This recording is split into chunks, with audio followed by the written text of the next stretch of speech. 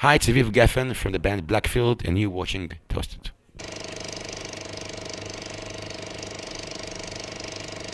Mr. Geffen, welcome in Amsterdam. Thank you very much. You're playing here tonight, right? No, No, when are you playing? we playing. I'm playing here with Steven and Full Blackfield on February in Europe, of course in Paradiso, hopefully, but for sure in Amsterdam and Europe and the States in February. Of course, you are a superstar in Israel.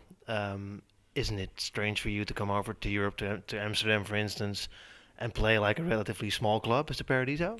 I won't call it probably a small club. We sell out 2 years ago. It was an amazing show, but yeah, I get.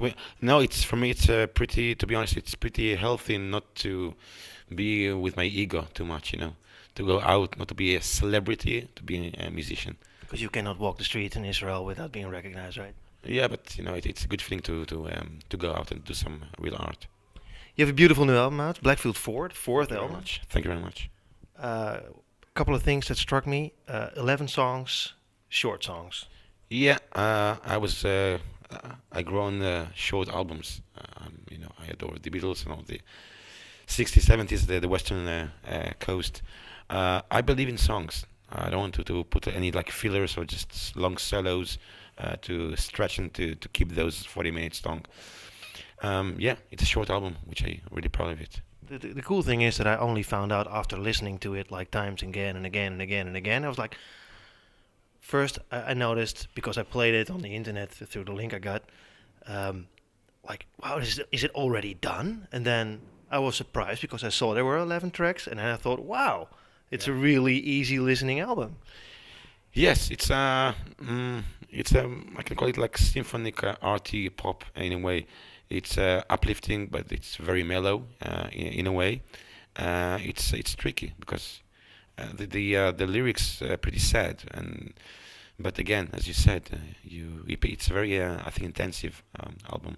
And then the atmosphere, for me, being a kid from the 80s, is very new wave. Is that an influence for you as well? You're correct, yeah. Me and Steven, we had here a few songs which we like for AD, so we did like a bit of a shoegazing, and we did a bit like yeah, yeah. I miss this You period. took the words right out of my mouth. Yeah, yeah. On Lost Souls, and at the end, of course, it's a bit like dubstep, it's like a small window to the future, and it's mainly Blackfield, Pills, and it's a classic Blackfield track, Steven's guitar and our vocals and my orchestra, so it always sounds good. When did you start writing this album, and when did you decide to make a new album? Since the third album, Welcome to My DNA, it was for me this title, like Welcome to Aviv Geffen's World, and since then I become the leader of the band. I'm taking Blackfield to the place I want to see it. So right away after I did DNA song, the album, I tried to start to write, and it's dealing most of it with the chaotic in a world that we're living in. I saw you brought a guitar and you play some songs probably. A few times I broke many guitars. It must be amazing to play this album acoustically because it will have a different feel, totally, right? You're so right. Yeah, I have. Yeah, I want maybe not to cover the cities that we're going to play in February, but I want to do like acoustic set of Blackfield, maybe in Sweden and some parts of maybe Hague, not Amsterdam. Yeah, it's good. It's interesting. Is that also how you write? Do you write your songs on a guitar Or piano. or piano? Yeah, yeah. But mainly I'm doing everything. I got many demos. I'm doing a bit piano. Go to the studio. But then I'm going to Stephen Wilson's studio, and we're doing everything from scratch. We redo everything. No And- shit. yeah. Did Hard. you write more songs than 11, and is this the best pick you have? Oh yeah, we were at nearly at 25. I wrote. Yeah, and we dropped down to 11. Yeah, Wow. yeah. And what do you do with the songs that are left over? I don't know. We're waiting to see maybe any addition in the future. Who knows? I'm not a big fan to recycle, thoughts or ideas. So you must have a whole library of songs that will never see the day of light, right? I got tons of, yeah. But I believe, we It's want. horrible for your fans to hear, because I mean they'll probably want to love those songs and want to hear them, and you'll never issue them. Maybe when I'll be pretty poor. That won't happen. Who knows? Who knows? Another thing that I found out, I was looking for you on the web, um, is that for your 40th birthday, a lot of people congratulated you. Coldplay, for instance. How did that come about? Um, in a way, yeah, my story is spread out, and people know my solo stuff in Hebrew, in English, and of course with Blackfield. And yes, and Coldplay gave me like a video for my 40th birthday. It was very touching, Very sweet, yeah. very sweet of them, yeah. And I think we have a pretty big following for Blackfield in the States and Europe, and hopefully it's gonna be bigger. Because in Holland, a lot of people, of course, don't know you yet, as famous as you are outside of Holland. And it will strike them that you are friends with Placebo, you played with U2, you played with Coldplay, you know them. You have Brett Anderson on your record. Yeah. How did that grow, actually? How did that connection grow with all those famous musicians? I think when you're doing a thing and you keep doing it, and for me, it's the most easy thing is to lie on my ego in Tel Aviv and just rest. I'm always struggling, and me and Steven, we struggled nearly 13 years to get Blackfield to the place where we're now. It's hard work, but as you said it at the end, we can get Brett Anderson and Mercury Rev and all those great singers and musicians into the new album of Blackfield. Why them? Because I mean, do you have a certain feel you think like this song needs Brett Anderson's voice, or I used to be one of the biggest fans of Suede. I used to travel the world many times to catch them playing live, Suede. And when I had this song from the new album called The Firefly, it's so dark and dramatic song. I said, look, I know it's a long shot, but I must call Brett and ask him, maybe. And he heard The Firefly. He said, Aviv, great song, let's do it. And for me and for Steven, it was like to get this Royal British Band stamped on our passport, which is amazing. I mean, the thing is that it also sounds like a Suede song to me. It's like it could have been from Dogman Star. Song. Yeah. Dogman Star, it's one of my masterpieces. I think so too. Yeah, I think it's a masterpiece. Yeah. It's a big honor. I would never imagine to have Brett to sing my songs. Hey, in Israel, you are also famous for being on The Voice, being a juror. Right. Of course, you are very experienced. You know a lot about songwriting. You've been doing this for, I don't know, 20, 25, 28 years already. Now you've been a juror. You judged other people for what they do, and then you produce and bring out your own album. Are you extra focused on your own stuff? Do you juror yourself as well? Of course, but there's some, Brian May from Queen said it's like a rubbish, and I think he's right in the way of thinking, because there's no real, there's no like shortcuts, it's art world. But in the voice, it was for me important to use the prime time to say my thoughts about music, about culture, about government, about religion, about God, and I found some nice friends there.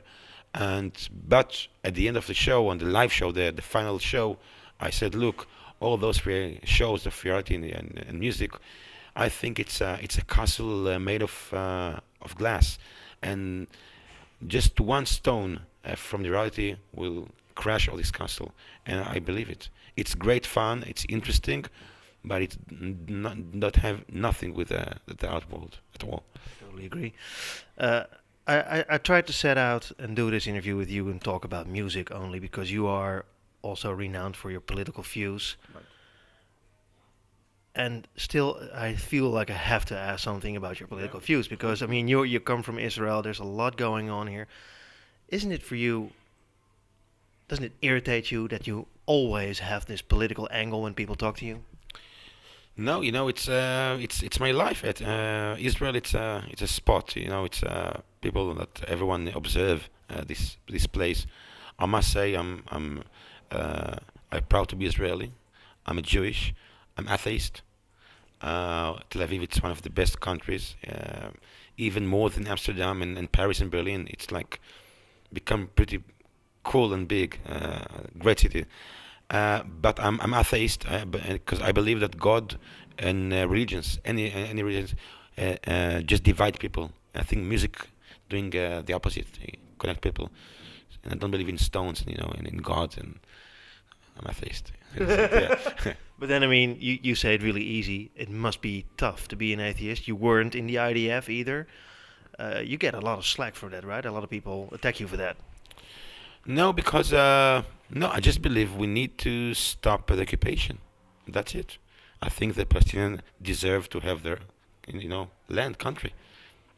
I see, it's not wrong to say. I think they deserve to. We should respect them and the other way. And I see no future without a peace. And the funny thing is, to be honest, there's many Israelis through the Facebook, Twitter, they talking and chatting with the Palestinians and the other way around all day. Great chats, positive chat. And when it gets up to the government, it's fucked up somehow. So I believe the peace is gonna come from the streets, because it's there. Do you believe in peace? Are you still positive? You are. I got no other chance. Otherwise, we dead, both sides. I love X-Ray. I think that's a fantastic song. Thank you very much. It's about the modern art world. It's about the artist. I think art start not when you play your guitar. It start the art world since you just like when you woke up, when you see this picture. So someone can say it's a nice picture, but the artist will say, yeah, but the guy who drew this picture maybe was broken heart, maybe was sad, maybe was crazy. And it was written when I was in Tel Aviv, a bit drunk, and I saw a gang with the suits and ties, very slick, very posh. And I thought to myself, maybe they're richer, maybe they think they're happier, but we got the art, and this is the all important in my life, the art. Another song that I really like, of course, The Only Fool Is Me. Mercury Rev singer Jonathan Donahue is on there. Yeah. Again, a special song. Yeah, I adore Mercury Rev. Jonathan got this type of vocal, which is kind of like a dreamy and psychedelic, and he was very, very, very nice when he turned into this album at the studio to sing. It's only him, a real harp. Steven did the guitars, and of course violins. And it's about the world that love. It's not anymore about love. It's about the business of the heart, if like give and take. And for me, I'm a bit naive. We still believe in love and a romantic life. You told me that you think or you see Blackfield as your band. You're the sort of the band dictator. Is Steven okay with that? Yeah, because since the third album, me and Steven, together as friends and musicians and partners, we agreed that I'll gonna be the leader of the band, because it's more. I wrote the songs, most of the songs from day one of Blackfield, so I'm the one who should take it to the place I believe. And I'm not a progger. I'm not metal. I'm just writing songs the best I can. So we're great friends, and it's like he's my big brother. And now I have my own room, so I can hang my posters. Finally, this is the whole deal. But it's still the same sound. It's Steven's guitar, my orchestra and pianos, with singing. Always work. You're an analog guy. Yes. Sound-wise, yeah, I can tell when it's becoming, Fake. MP shit. Yeah. Hey again, thank you very much for coming over. In February you will play here in Paradiso. Yeah. People can check you out on Twitter and MySpace probably. Yeah, Facebook of Blackfield, Aviv Geffen, on Twitter. Yeah, and we'll be here, hopefully Paradiso, but it's gonna be in February for sure. Everyone with Steven, big party. Cool. Thanks for coming Thank you over. very much, appreciate it.